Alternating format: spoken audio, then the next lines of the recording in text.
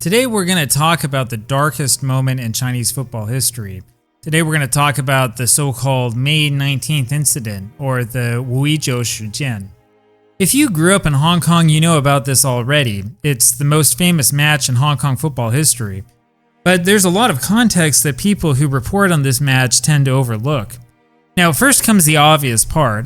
China basically gave up on football for a decade or so. Chinese football stadiums were filled with this kind of political activity instead of anything interesting. China had opened up considerably by 1985, but it was still a tad primitive. Hong Kong, meanwhile, was a huge capitalist center, as featured here in Milton Friedman's Free to Choose series, which was aired only a few years earlier. However, Chinese football was rising really fast, especially the Chinese national team. In 1982, China came within a single game of qualifying for its first ever World Cup.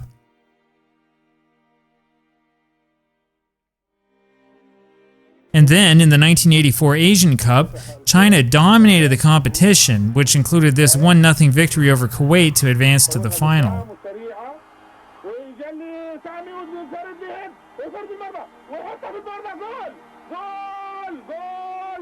China met Saudi Arabia in the final, where the dream ended.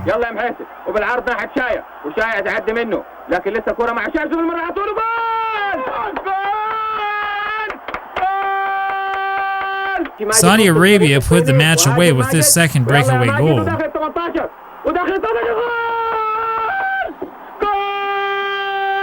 However, China did have its chances. In hindsight, it's pretty easy to see why China was so heavily favored.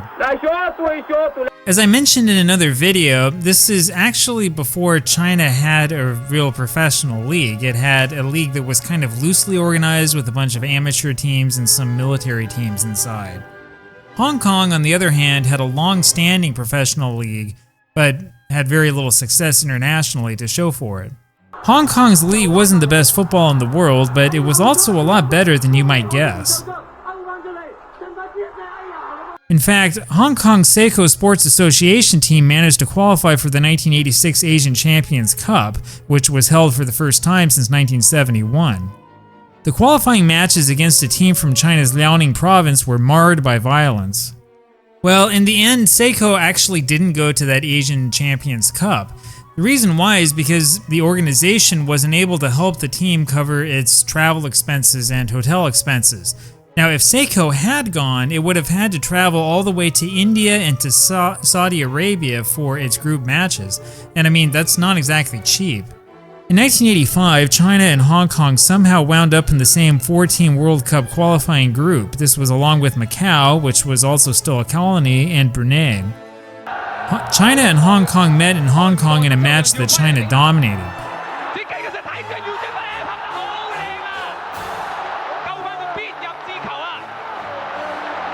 However, despite a crushing offensive attack, China couldn't score a single goal. The result was a 0-0 draw. The rest of the group was really weak. In fact, Hong Kong was actually also considered to be weak.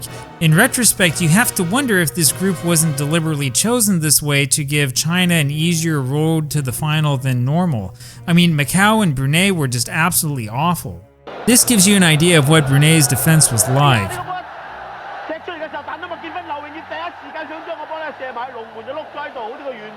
Hong Kong scored before 2 minutes had been played in its home match against Brunei.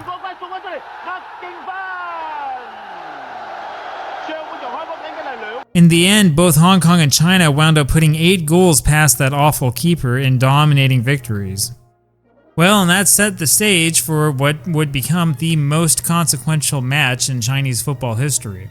On May 19, 1985, China had all but clinched entry into the next round. A draw with Hong Kong would secure China the group title on goal difference. Now, as reported here by Hong Kong's Daigung Bo, the match was broadcast live in Hong Kong via satellite. Yep, that is where the copy you can find on YouTube comes from. It's a mostly complete version of the Hong Kong broadcast. It's missing about the first 15 minutes or so. Now, you do need to know that the video and the audio are not synchronized right. Sometimes the audio is too slow and sometimes it's too fast, and it's kind of a headache.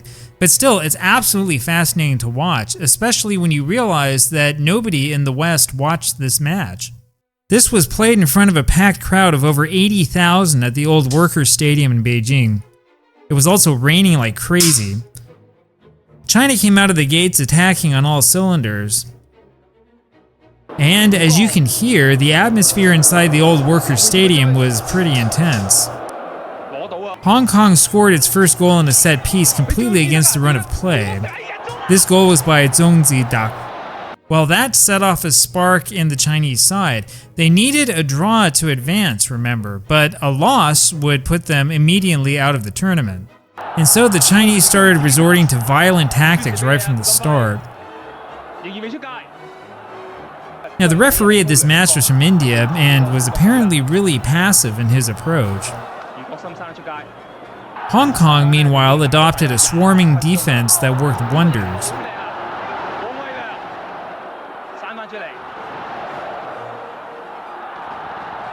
Now, China did get its shots on goal, though they didn't manage as many as you might think. And of course, Hong Kong's defense wasn't budging.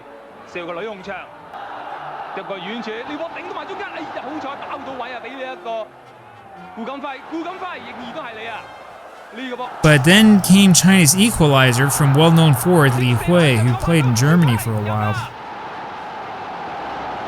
Now that it was 1-1, it was Hong Kong's turn to dial up the intensity.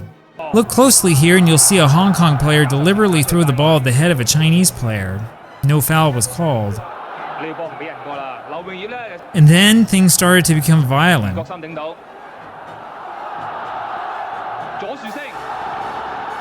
Seriously, this was kind of frustrating to watch. The referee lost control of this match early.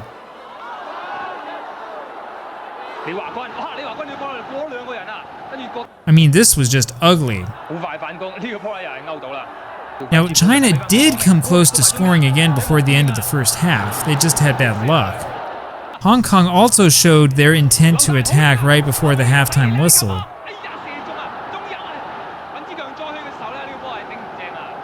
Well, unfortunately, I'm not entirely sure what happened here. Now, this match was marred by a lot of this type of arguing and fighting. And then came the absolutely crazy second half. The wet pitch gave both teams all sorts of trouble.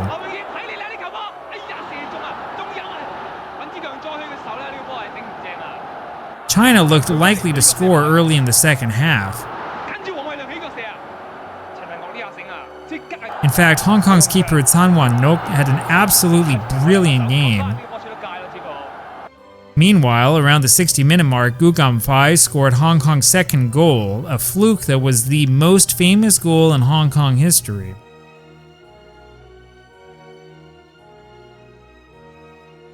Now, if you thought that the game before this was ugly, just wait. This is where it gets really crazy. China started sliding all over the place, but couldn't get much out of it. And this save by Chan Wan-nok certainly saved the game for Hong Kong. Hong Kong decided to stall for time early, leading to a lot of frustration. And then China started wasting its chances.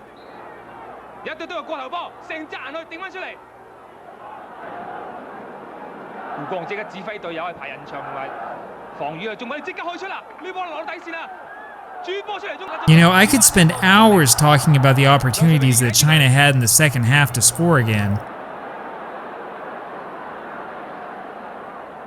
Actually, this was pretty similar to that Saudi Arabia match in 1984. China just didn't have any finishing. Meanwhile, Hong Kong kept coming up with incredible defensive plays. This corner didn't pan out. And then came the most famous incident of all, when a Chinese player tried to drag a Hong Kong player off the pitch to get in another attack. The result was another miracle on defense for Hong Kong, and that was followed by more violence.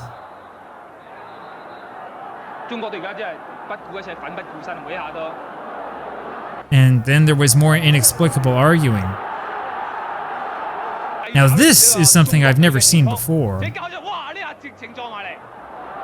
And this was the last famous save that saved Hong Kong.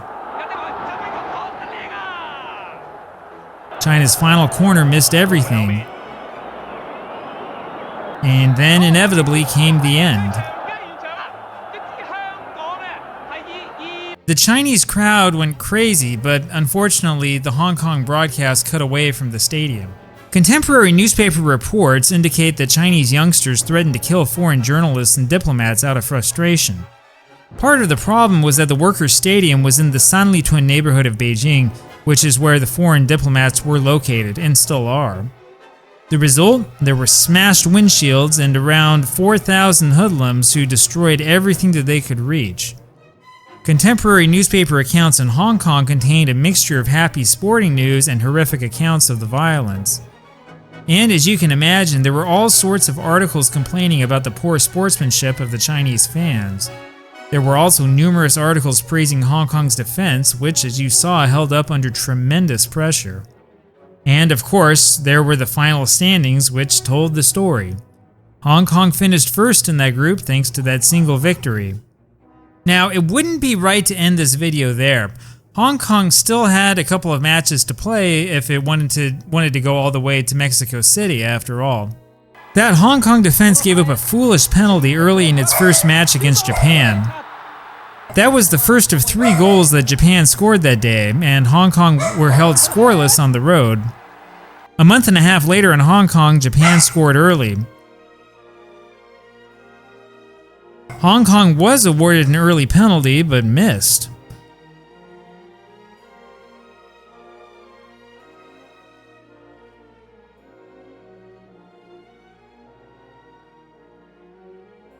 Hong Kong eventually was able to equalize. However, in the end, Japan scored again, and that was that. Japan and South Korea squared off in a 2-leg tie for the World Cup slot, which South Korea ended up winning.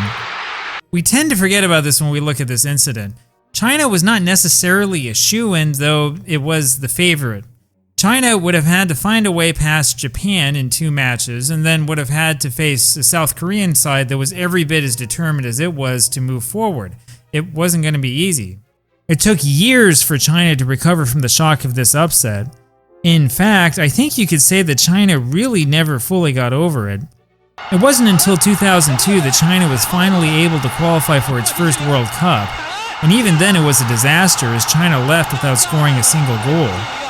Meanwhile, Hong Kong didn't beat China in any football match, not even a friendly, until early 2024, when it won again by a 2-1 margin. Fortunately, there was no repeat of the same rioting scenes that we saw back in 1985. Well, it is still an embarrassment to China, and it is also still the most famous sporting achievement in the history of Hong Kong. And so there you have it. That was the famous May 19th incident. This was the first of many, many disappointments for the Chinese national team.